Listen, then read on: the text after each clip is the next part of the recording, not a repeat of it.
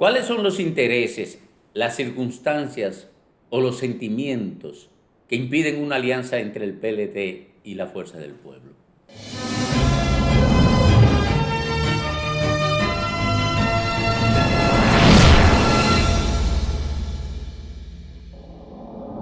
Hay un elemento que tiene que considerarse y que seguro han considerado Danilo Medina y Leonel Fernández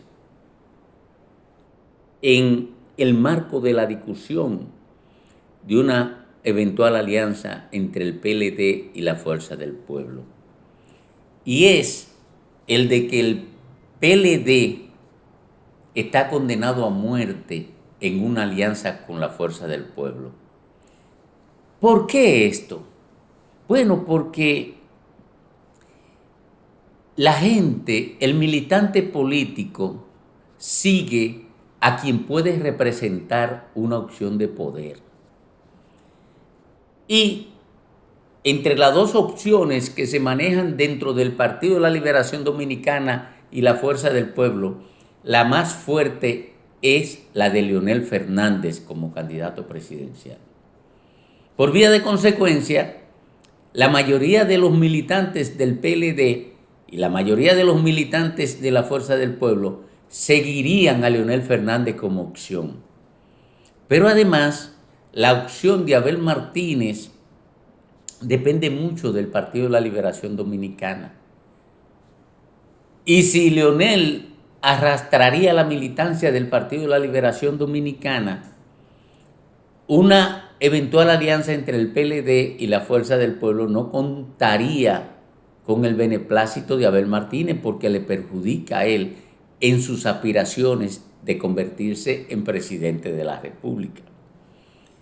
Pero en el caso de Danilo Medina es peor, porque Danilo Medina asumió al Partido de la Liberación Dominicana después de su salida del poder como un escudo para defenderse de las embestidas que el Ministerio Público del gobierno del PRM ha encaminado contra su familia, contra él y contra sus más cercanos colaboradores, al punto de que tiene una cantidad grande en prisión domiciliaria, algunos en prisión preventiva y otros con medidas de coerción diversas, desde impedimento de salida hasta grilletes. Y si Danilo tiene el PLD como mecanismo de defensa, obvio es que la Fuerza del Pueblo se chupe al PLD perjudica terriblemente a Danilo Medina, más aún porque Danilo Medina no es opción de poder. El único poder que tiene Danilo Medina y el que puede tener a mediano y corto plazo es el de ser presidente del Partido de la Liberación Dominicana. Y si pierde esa plataforma, ya no tiene ningún poder. Si esa plataforma se disuelve en la Fuerza del Pueblo, ya no tiene ningún poder. Esa es, digamos, la razón coyuntural. Pero hay una razón histórica que se sitúa en el pensamiento sociopolítico. ¿Cuál es esa razón? Para entenderla tendríamos que irnos a la historia, como decía. Cuando Juan Bosch sale del poder luego de un golpe de Estado, el Partido Revolucionario Dominicano se queda en manos de José Francisco Peña Gómez, que era un líder carismático y que contaba con el apoyo de Juan Bosch.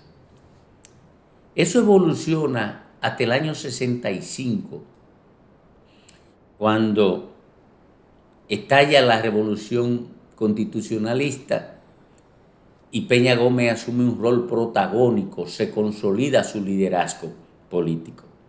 Luego de las elecciones del 66, Juan Bosch sale al exterior y Peña Gómez sigue creciendo como líder dentro del Partido Revolucionario Dominicano. Cuando Juan Bosch regresa de nuevo al país, ya el liderazgo de Peña Gómez robusto y había adquirido algún perfil hegemónico. La gente estaba enamorada dentro del PRD de la oratoria de José Francisco Peña Gómez y de la audacia de José Francisco Peña Gómez. Ya era un líder que amenazaba la hegemonía de Juan Bosch. ¿Cuál fue el desenlace de lo que yo le estoy describiendo? Juan Bosch tuvo que salir del PRD, fundar el PLD, porque ya la hegemonía como líder no podía ejercer la plenitud, porque era amenazada por el liderazgo de José Francisco Peña Gómez, que estaba en camino de convertirse en un liderazgo hegemónico, en el que se convirtió inmediatamente. Juan Bosch salió del PLD. Dos liderazgos hegemónicos no caben en ninguna demarcación política, en ningún partido político. Bueno, yo le presento un ejemplo más reciente. Hipólito Mejía en el 2004 era el líder del PRD. Pudo construir ese liderazgo hegemónico en el gobierno. Sin embargo, en el 2008, el candidato presidencial del PRD era Miguel Vargas Maldonado. Estaba en crecimiento su liderazgo. La imagen de Hipólito Mejía estaba muy deteriorada.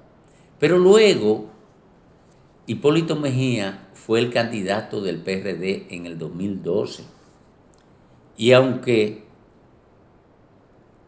fue el candidato presidencial, fue derrotado y no pudo asumir un liderazgo hegemónico dentro del PRD que le permitiera controlar todo, porque Miguel Vargas era el presidente del PRD y tenía en sus manos la estructura administrativa de control y financiera del PRD. Comenzó a competir con Hipólito Mejía por la hegemonía política dentro del PRD.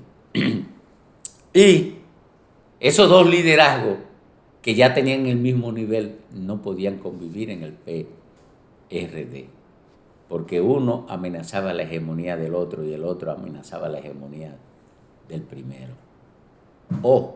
¿Qué ocurrió? Se dividió. Miguel Vargas se quedó con la sigla y no pudieron. Hipólito Mejía no pudo derrotar a Miguel Vargas. Tuvieron que irse y formar el PRM, porque dos liderazgos hegemónicos no caben en ninguna organización política. Bueno, Danilo Medina era el presidente de la República, aunque Leonel Fernández era el presidente del PLD.